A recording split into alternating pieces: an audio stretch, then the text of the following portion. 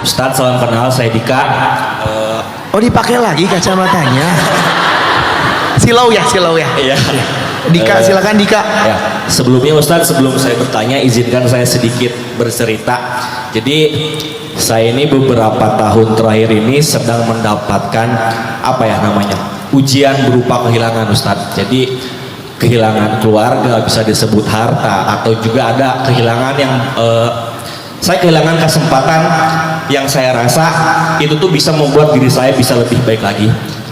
Pertanyaan saya ada dua, Ustadz. Yang pertama, apa iya semakin besar ujiannya, semakin berat ujiannya, Allah akan ganti dengan yang lebih besar lagi? Kemudian yang kedua,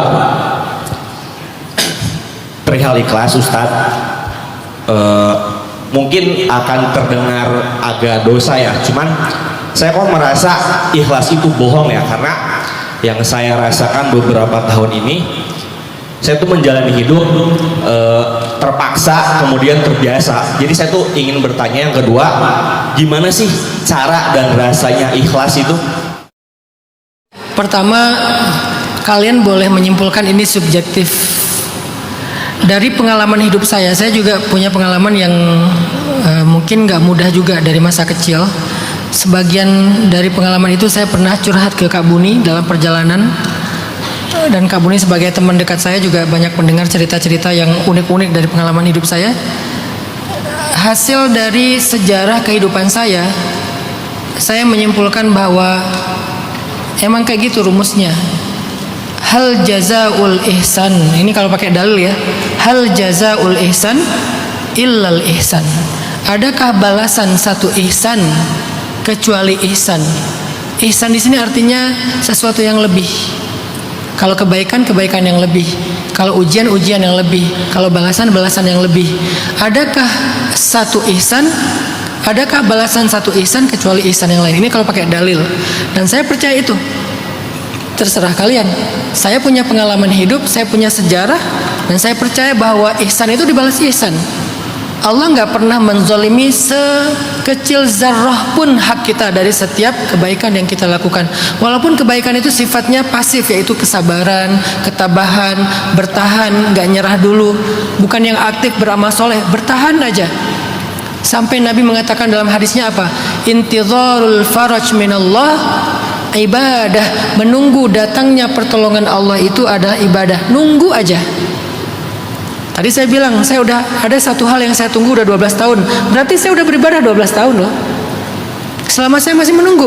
Kecuali kalian udah berhenti menunggu, udahlah saya nggak berharap lagi, udahlah kayaknya nggak ada. Berarti kalian berhenti beribadah.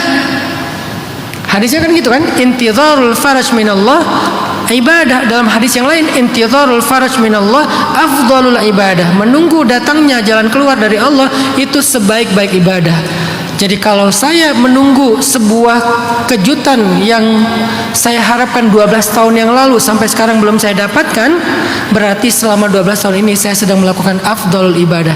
Apa itu afdalul ibadah? Kalau yang sunnah, malamnya tahajud, siangnya puasa sunnah, sedekah, tilawah, itu afdalul ibadah. Kalau ziarahnya umroh, itu afdalul ibadah sunnah. Kalau yang wajib, sholat wajib, puasa Ramadan, haji, itu nggak masuk.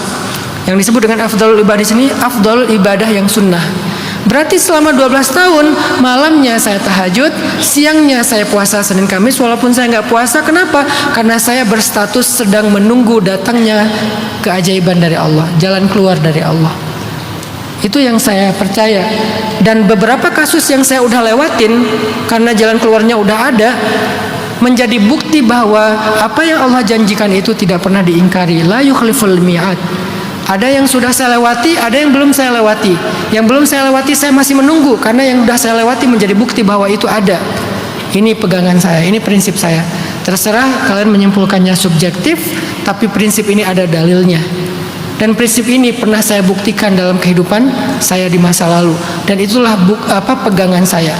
Mungkin kalian punya pengalaman yang berat. Kalian ada di fase ketika saya dulu ada di situ. Gimana kalau ketika saya dulu belum membuktikan apa-apa?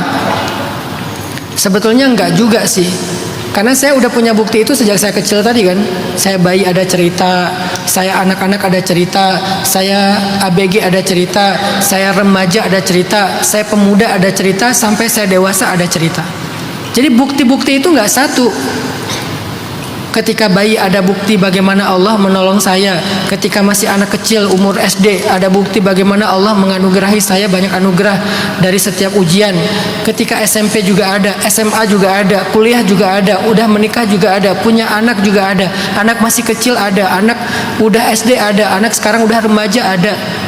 Jadi setiap penggalan-penggalan hidup saya itu ada banyak bukti kalau Allah itu nggak pernah ninggalin saya, dan Allah itu nggak pernah ingkar janji kepada saya bahwa bersama dengan kesulitan ada kemudahan, dan semakin besar kesulitan semakin besar kemudahan. Yang kedua, katanya ikhlas itu kayak nggak real. Seringkali kita terpaksa lalu terbiasa. Apa sih arti ikhlas? Sebetulnya teori ikhlas ini bukan teori agama aja. Dalam mental health juga ada teori ikhlas, namanya the power of acceptance, kekuatan dari penerimaan. Dan itu adalah salah satu di antara kunci kesehatan mental. Ketika seseorang bisa menerima kenyataan, bisa berdamai dengan kenyataan, apapun prosesnya, apakah awalnya terpaksa atau dari awal dia memang udah lillahi ta'ala, intinya akhirnya dia menerima. Maka ketika dia menerima, saat itu juga dia merasakan kenyamanan hidup. Ketika dia udah mulai bisa berdamai, dia mulai merasakan kenyamanan hidup. Tapi bukankah kalau kita bisa berdamainya karena Allah itu jauh lebih baik daripada berdamai karena terpaksa, karena terbiasa? Nah pertanyaannya, gimana cara kita menerima karena Allah, berdamai karena Allah? Balik lagi kepada konsep ridho, konsep ikhlas. Siapa yang berdamai menerima sesuatu karena Allah, maka Allah sendiri yang akan memberikan balasan untuk dia.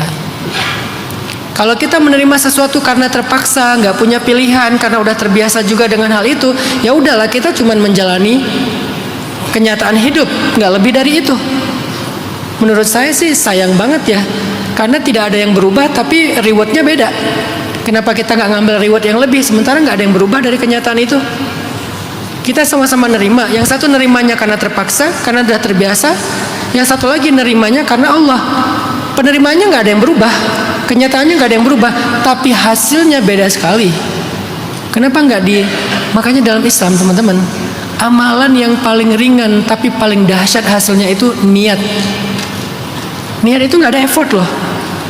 Nggak ada niat. Kamu lagi ngapain? Lagi berniat? Nggak ada kan? Nggak ada. Niat itu nggak ada effortnya. Karena niat itu amalan hati. Jadi sekedar kalian men-switch isi hati kalian dari yang tadinya gak jelas kenapa, gak jelas karena siapa, gak jelas untuk apa, tiba-tiba kalian switch menjadi lillah. Itu langsung berubah yang tadinya gak berpahala jadi berpahala. Niat doang loh, belum berbuat apa-apa. Makanya dalam Islam ada istilah ta'addudin niyah, perbanyak niat. Contoh, kalau ada, ini ulama yang bilang, kalau ada yang mengetuk pintu rumah saya malam-malam, saya akan berdiri di belakang pintu dan saya akan menyusun 10 niat sebelum saya buka pintu. Sebelum saya buka pintu, saya akan punya 10 niat. Namanya ta'addudin niyah, memperbanyak niat. Niatnya apa? Ya Allah, kalau yang ngetuk pintu ini orang miskin minta sedekah, saya akan kasih dia sedekah. Kalau yang ngetuk pintu ini anak yatim, saya akan santuni dia. Kalau yang ngetuk pintu ini ulama, saya akan belajar ilmu kepada dia. Kalau yang ngetuk pintu ini adalah murid, saya akan ajarkan ilmu kepada dia. Kalau yang ngetuk pintu ini adalah musafir, saya akan berikan dia tempat tinggal. Kalau yang ngetuk pintu ini adalah misalnya apa, saya akan, pokoknya 10 kebaikan dia niatkan, baru dia buka pintu. Pastinya cuma ada 1 dari 10 itu kemungkinannya, tapi dia dapat pahala seperti beramal 10 amal soleh. Itu dahsyatnya Islam. Jadi kenapa harus melakukan sesuatu tanpa niat? Niat itu kan akad.